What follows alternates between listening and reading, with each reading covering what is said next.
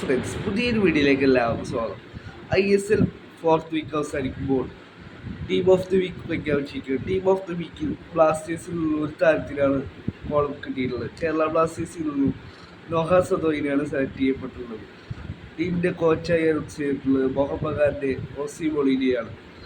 നമുക്ക് ISL നിലവിലെ point table ഒന്ന് പരിശോധിച്ച് വരാം. പോയിന്റ് ടേബിളിൽ ഈ സീസണിൽ ഏറ്റവും കൂടുതൽ സൈനിങ് കംപ്ലീറ്റ് ചെയ്തിട്ടുള്ള ഈസ്റ്റ് ബംഗാൾ FC 13ാം സ്ഥാനത്താണ് ഇപ്പോൾ തുടരുന്നത്.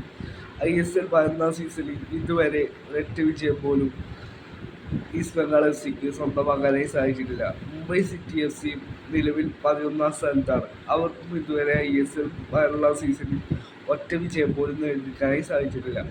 നിലവിൽ പോയിന്റ് ടേബിളിൽ 1ാം സ്ഥാനത്ത് നിൽക്കുന്നത് ബംഗളൂരു FC ആണ്. 4 മത്സരങ്ങൾ ജയിച്ചുകൊണ്ട് ക്ലീൻ ഷീറ്റോടെയാണ് ബംഗളൂരു FC 1ാം സ്ഥാനത്ത് തുടരുന്നത്. 2ാം സ്ഥാനത്തുള്ളത് പഞ്ചാബ് FC ആണ്. 3ാം സ്ഥാനത്തുള്ളത് ജംഷഡ്പൂർ FC ആണ്. 4ാം സ്ഥാനത്താണ് മോഹൻബഗാൻ സൂപ്പർ ജയൻസ് വരുന്നത്. 5ാം സ്ഥാനത്ത് FC ഗോവയും 6ാം സ്ഥാനത്ത് നോർത്ത് ഈസ്റ്റ് യുണൈറ്റഡുമാണ് വരുന്നത്.